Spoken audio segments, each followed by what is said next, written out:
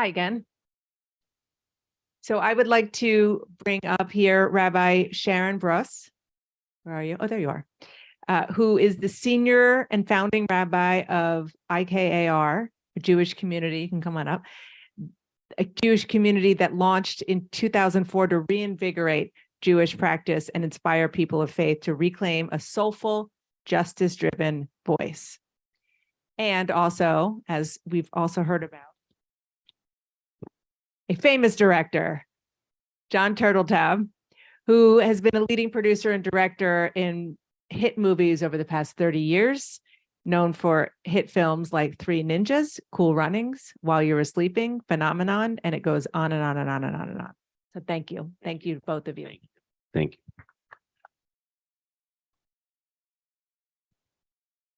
So Rabbi, I want to start with you because we were chatting beforehand and you said something that I agree with, which is, let's just sort of go back to the baseline, which is, can you define what anti-Semitism is? Sure. And let me just say, I'm really honored to be here, and I so deeply appreciate the framing of this conversation. This is a conversation about anti-Semitism that's framed as a conversation about breaking the cycle of extremism. So from the outset, we're treating anti-Semitism as a form of racism that operates in coordination with other forms of racism, including anti-Black racism, including anti-immigrant racism, all forms of extremism, anti-trans hatred, homophobia, etc. One of the problems with anti-Semitism is that we don't really define the terms very well. And while anti-Semitism is a form of racism, it does function differently from all of those other forms, some of which I just mentioned. And so I think that people bring misperception about what it is, and it often leaves people, including Jews, confused about what's happening. And is that anti-Semitic or not? Maybe you watched a monologue or a movie and you thought, I don't know, was that anti-Semitic? I can't tell. So what anti-Semitism is a conspiracy theory that Jews hold disproportionate power and therefore are a dangerous and nefarious force in society. There are several anti-Semitic lies that are really at the heart of this conspiracy theory: that Jews control the media, that Jews control the banks, and that Jews control government are three of the top. If you listen to some of our Congress people today, they'll tell you Jews control the weather too, and space lasers and all kinds of other things. But these are really insidious lies because what they indicate is that they see a presence of Jews in all of these spaces. And there certainly are. As I say, some of my best friends and my husband are Jews in Hollywood, but that doesn't mean that Jews run Hollywood. And so what these lies indicate is that Jews hold disproportionate power over the way that we think, over the way that our economies function, and over the way that our governments function. And that's a very helpful framing for people who feel powerless, who feel dispossessed, who feel like the world has passed them by, because there's a very simple answer to the world's problems. That's the people who hold the presumed power. And that's where things start to get very dangerous. And that this is the cosmology of classic European anti-Semitism that ultimately led to and manifested in the genocide of our people in living memory. There are obviously many different forms of anti-Semitism, but this is the dominant and the most dangerous form, and the one that I'm most concerned about seeing the reemergence of in the United States over the course of the last 7 or 8 years. And you mentioned, and you just said this, but I just want to underscore the difference in the prejudice against Jews and, let's say, against Blacks, is that people think that Jews are superior, and the prejudice and the racism historically in this country has been the opposite when it comes to Black Americans. What do you see as your job as a storyteller, as somebody who has such incredible power with what you do in Hollywood? Well, first of all, this day is amazing. And I can tell you, I've listened to this woman many times and has changed my life. And you're in tough competition now with Arnold, because this is our role model, this man, right? And he's been there. Yes, the Austrian thing and all of that, but just our country, Republican, Democrat, the minute he announced he was running as a Republican, half of California hated the man, right? He didn't have to do anything except say that. And we quickly ran to that place. We didn't listen. We didn't hear what he had to say. We just assumed he's a terrible, awful human being, right? He's one of the most incredible human beings I've ever known in my life. You know, the anti-Semitism thing, I think, is very interesting. When people say Jews run Hollywood, they're kind of right. There are a lot of Jews running Hollywood. But when they say the Jews run Hollywood, now I have a problem. Because there's this belief in this conspiracy theory that there's this notion of connectedness and that they're all part of this group, right? That's also what makes it different than other prejudices, right? We don't think of other ethnic groups as this, they're having secret meetings somewhere and deciding how to be that, right? This is a whole separate thing. I wish it were true. I'd go talk to them and get more stuff. And it doesn't exist. I'd want to be on the committee. It doesn't exist. As storytellers, you know, it's a phenomenal thing. This is how we have communicated for centuries. And we tell fables, right? Morality plays. Every movie's a morality play. And there's always a message and a theme, and even every sitcom you've ever seen, there's a little issue. And at the end, Webster says, I guess honesty is the best policy. And we all feel we've learned something, and it sets a tone. Hollywood as we know it, I think, the movies we all see, it's going away. The internet has taken over, right? Nobody goes to the movies anymore, really. Movies will be gone soon. Sorry. And at home, it's a different thing. It's not the same. It's not a universal voice. And I'm very concerned with who is expressing and telling the story from now on. Everything has been so democratized, if I can use that term, that everybody's given the exact same weight as everybody else, right? That didn't used to be the case, right? The right ideas were preached. Now, we have to give equal time to the horrible people just so you can hear their side. It's terrible, right? So I don't know how Hollywood's going to deal with that. We liked that role, right? We felt we were making the world a better place. It's one of the reasons you go into this. I don't know what the future holds. Sorry to be depressing. No, but I hear what you're saying about it being democratized. I think you're talking about like anybody can go on YouTube and say something or use other platforms. But there still is a core. If you want to see, even if you're not going to the movie theater, if you want to see good storytelling, you'll watch one of your streamers and you'll watch one of your shows or one of the governor's shows. And so it does still exist. You do still have the power to put ideas out there of good, of right, of sort of correcting social ills.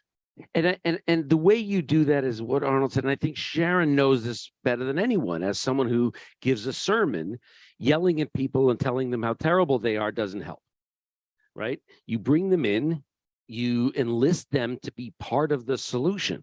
What Arnold has been saying is what works, solve the problem. Face it. Now, when you make movies and TV shows, your executives at the studio will tell you, don't make your show into medicine, right? No one wants to go to that. And you got to make money. So if you're going to yell at people, they're not going to watch it. So you have to include them, bring them out, reach across, find the humanity in everybody and bring that out. And I think stories do that well because you can give an objective person, right? This isn't someone you know, it's a pretend person, right? And you can live through that and learn your lessons that way. I want to say something about story also. Thank you for that, John. I think the question is, what are the stories that we're choosing to tell right now? And can we be daring enough to actually tell a different story about the time that we're living in?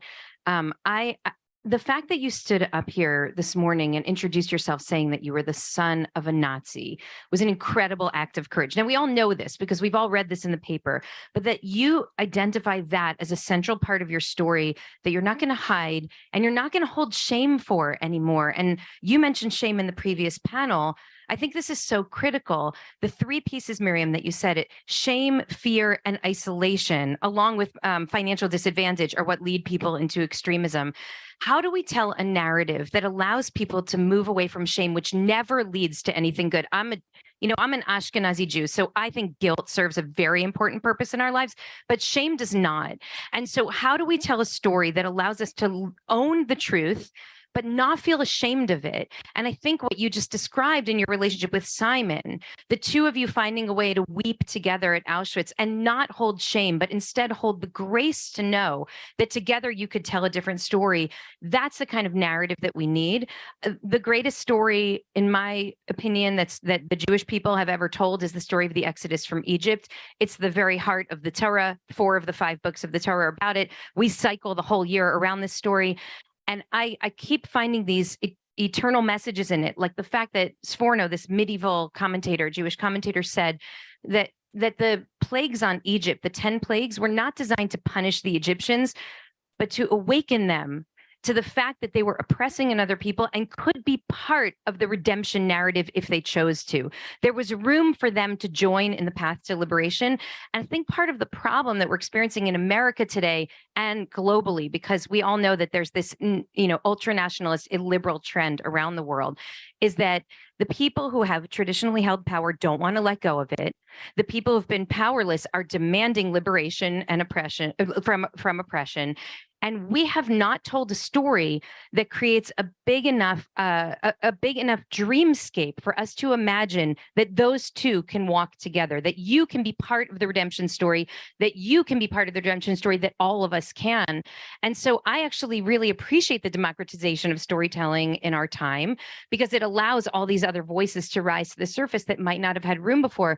The question for me is, are we going to be brave enough to imagine a different kind of narrative in which we see not a zero-sum game, in which your rise to power means my reduction in power? If more Blacks and Latinos are voting, that means that my traditional holding as a white landowner from the South is going to go down. But instead, we together collectively can create a different kind of society. And that's the kind of courage that I know that storytellers need to have in order to help us imagine a different kind of future. Is that possible? It's absolutely, I mean, ask Oh, Arnold if well, it's possible. Well, I mean, I just Everything think is in the possible. storytelling But space. yes, and but as Arnold said, it's a lot of things all at once, and that's possible at a time, right? You said something very interesting, which is it's about yourself. This is one of those issues that it's not about other people fixing. You have to do it, right? It's yourself first. When Arnold talks about how angry everyone is, right? That's all of us. And that's that anger, when it's validated by a group, suddenly feels great, right? Even a great group, right? Just look at sports teams. Nothing could matter less than that. And look how violent and crazy people get over that, because you have a team and an enemy and all of that, and you're told how great you are. So you got to start with yourself, right? Now, what's awesome, if I can stay on point of storytelling, is those best stories you feel you're being spoken to personally, right? You see yourself in that. You see the similar emotions, the needs, the fear of that. And fear, oh my gosh, fear is so much of this. And the more you see someone be bold and win, it gives you courage to be bold. The more you see someone, even harder than bold, is sacrifice and win. I don't think we're in a very sacrificey society right now, right? We're in a very heavy look at me, I'm a winner society right now. But when giving becomes the reward, we can change that. It's so well said. It is true. It all starts from within. It all starts with how you as an individual feel. because, I mean, you were talking about it earlier, that once you let go of whether you're angry at somebody or you're mad at somebody or you're taking things that are going on inside of you out on somebody else and realize what's going on, that is liberating. And it changes the whole dynamic of your relationships. And if it's done en masse, it can happen societally. One of the things I was thinking, because I know you wanted to sort of get to some of the core educational principles here. I was just in Poland last week, and I was in Warsaw for the 80th anniversary of the Warsaw Ghetto Uprising. And as part of that, they dedicated in the Polin Museum in Warsaw an exhibit to the Warner Brothers, to the 4 Warner Brothers. And one of the things that they said, and I didn't know this, but it makes perfect sense, is that the reason the Warner Brothers came to Hollywood and did what they did is because they couldn't get jobs anywhere else. They wanted to be lawyers. They wanted to be, the other, have businesses, and they got the doors slammed in their face because they were Jewish. So they said, oh, we'll go to Hollywood because there's nobody there and nobody's doing it, and we'll figure things out there. Back in the Middle Ages in Europe, the only reason why Jews became bankers is because the monarchy, the king, said, this is the only job you can have, Jews. And that's part of the conspiracy that has continued for hundreds and hundreds of years. So there are reasons that these conspiracies have kind of taken on lives of their own. And part of them is just because of the practicality of where they began. Yeah, and I'd like to address 2 points here. One is the linkage specifically between anti-Semitism and anti-Black racism, because I think that this is a very important story that we don't tell enough and we don't hear enough. And I remember when sitting on my couch in Los Angeles when Charlottesville happened in 2017, and hearing them chant, "Jews will not replace us," and hearing the reporters report it as, "You will not replace us." Right. I'm sure many of us had this experience. And I thought, I know what I just heard. They did not say you, they said Jews. And I don't know why they said that. Like, what do I have to do with this Robert E. Lee statue that they're talking about removing? Anyway, and subsequently, we've learned over the course of the last several years from people like Eric Ward, who is a Black civil rights activist who actually embedded with white nationalists so that he could learn about the white nationalist ideology. He told them he was a Black nationalist, so they respected him and sort of let him into the space enough. They said, we share the same enemy, the great Satan. And he writes, I knew it. We both knew exactly what they meant by that. And the great Satan is, us, me.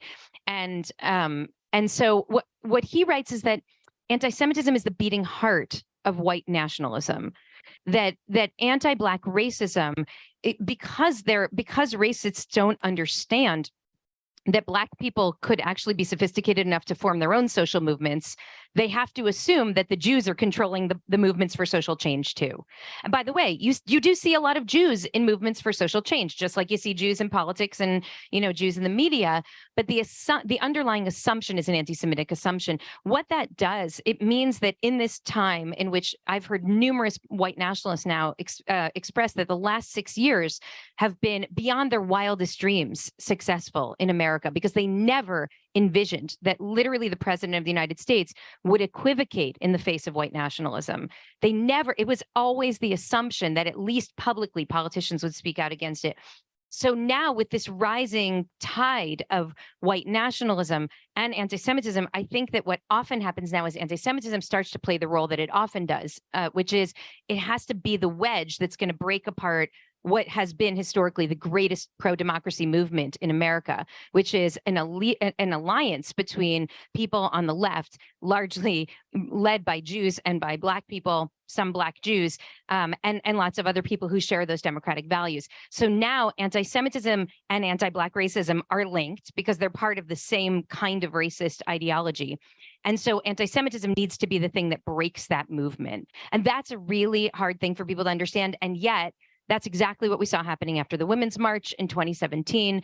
The stories that are written about anti-Semitism on the left, the stories that are written about the fact that we can't actually be allies and form an alliance for justice in this society are incredibly damaging. And that's why I believe we really have to tell a counter narrative, one that understands shared liberation, and that anti-Semitism is really a bellwether of any society. When anti-Semitism thrives, racism will thrive. It will rise to the surface. When Jews are targeted, all impacted communities will be vulnerable. And when there's a high amount of anti-Semitism, like we've seen in some of these recent graphs and ADL studies, what will happen is democracy will be threatened. It's not just Jews who are endangered by anti-Semitism.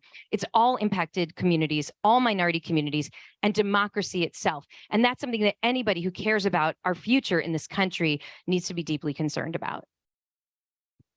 Well, so well said. Absolutely so well said. And she's so much smarter than I am. No. It's kind of embarrassing. you have your humor. Yeah. And your good looks. Mr. Funny. Thank you.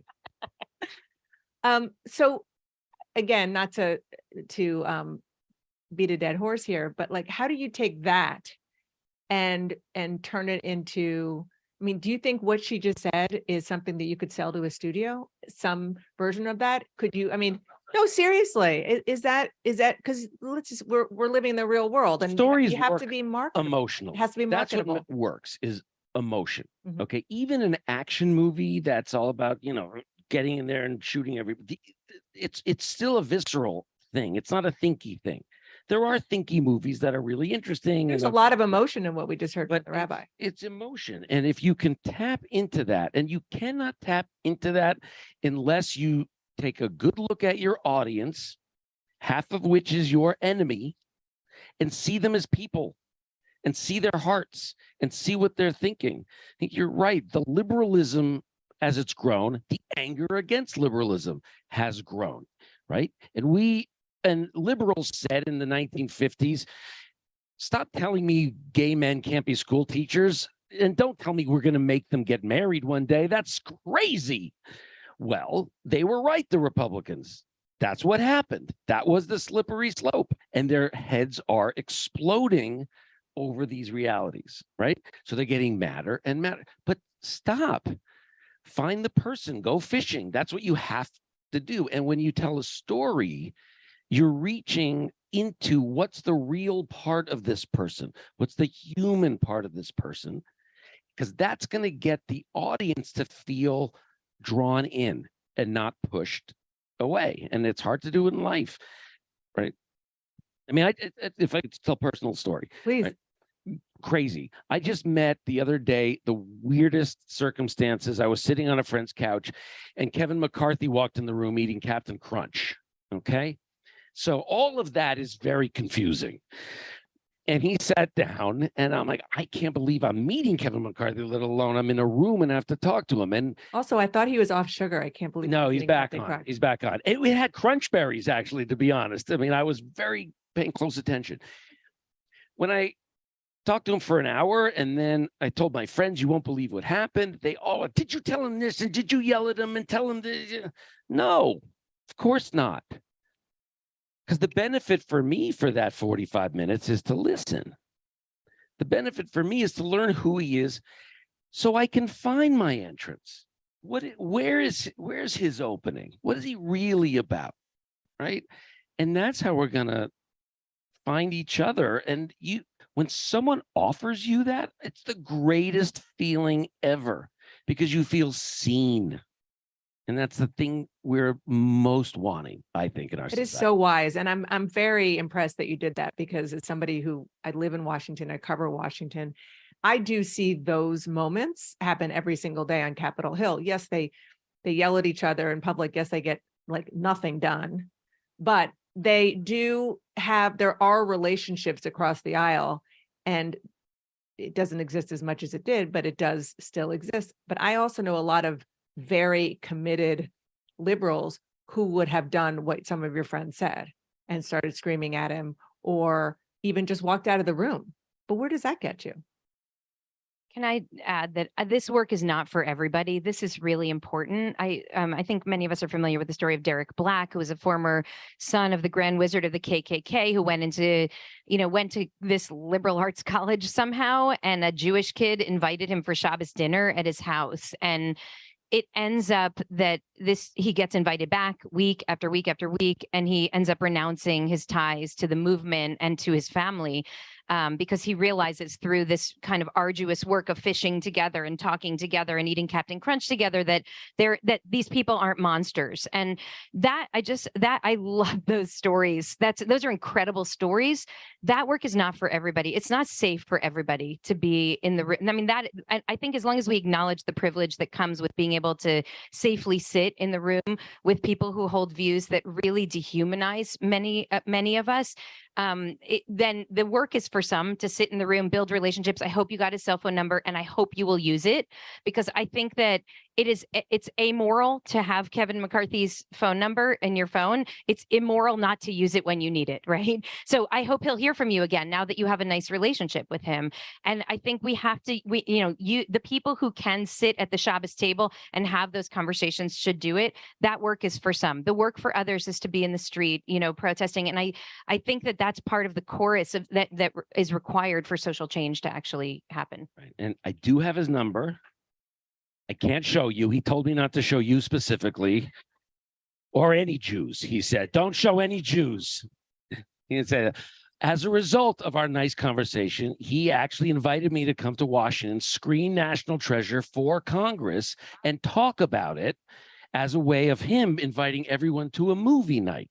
And this does get to where movies Good for are you. the great That's amazing. unifier. Wait, it's not amazing yet. I mean, it's not amazing yet. You can go and screen your movie, but what is the message that you're carrying with the movie? Because now you have a relationship with him, and he'll listen to you in ways that he won't listen to others. So it will be amazing when this relationship becomes an opportunity to push him to transform his understanding of what America is and what America could be. And I will push on a line from National Treasure. I know, because that's why I want to go. And I don't want the actors to come because they'll steal my attention and I want to be able to talk to them. But there's a line in National Treasure where Nick Cage says to the president of the United States, I know you'll do the right thing because you're the president. And whether by your oath of office or natural character, you will do the right thing. And the president says to him, people don't believe that stuff anymore. And Nick says, I know, but they want to believe it. Right. And that's their mission. Get us to believe again. Because we want to so badly. We want heroes. We want mommy and daddy to fix our problems in a great way and set good examples for us. That's what we're dying for, all of us. And that's what they need to do. We can clap for that. I believe that. I appreciate the multifaceted nature of this conversation, and that we're speaking, that this needs to be addressed from an evolutionary biology point of view, from a psychological point of view, social, cultural, spiritual, creative, artistic. I want to say that I mean, there absolutely needs to be policy change. Like, this isn't, we need to all look within ourselves and see what kind of change we need to make. There's a reason that extremism is thriving in America, and it's because it was systematically defunded. The study of extremism in America was defunded specifically during the Obama administration because they did not want the story. The Obama administration was pressured to take the funding away because they did not want the narrative to be that there was this rising force of white nationalism that opposed Obama's presidency, because we all had this dream of a purple country. So this needs to be funded. There need to be strong policy responses. There need to be strong hate crime laws, etc. And we have to do the internal work, the spiritual work, the cultural shift. So I just want to, like, as we come to, close to the close today, it has to be all of these things and not any one of them. I also want to bring Hannah Arendt into the room for a moment, if I may, because Hannah Arendt wrote, who of course fled Berlin at the time of the Nazis rising to power. Hannah Arendt wrote that the precondition for tyranny is isolation and social alienation. moments ago, the more isolated we are from each other, the less we understand, the less we are willing to sit in the room with one another and across the table, the more likely it is that the people who have really, I think, nefarious ideas of where the country should go will be able to do so effectively. I read a deeply troubling study a couple of years ago that something like 30% of Americans have no interactions at all with their neighbors and have not one person in their life that they see as a confidant, someone who they can trust and share when their hearts are broken. And that is a precondition of tyranny. So it's about building relationships. It's about eradicating shame from the self. It's about, telling new stories. It's about political change and voting rights and fighting against anti-trans legislation. It's about all of these things. And so I deeply appreciate the multidisciplinary approach that you started us off with this morning. Thank you. Do you have any presidential ambitions? Absolutely not. Both of you, thank you so much. What a fantastic discussion. I learned so much from each of you. Appreciate it. And thank you again for inviting me, inviting all of us for this incredibly, incredibly important topic. Thank you. Thank you all.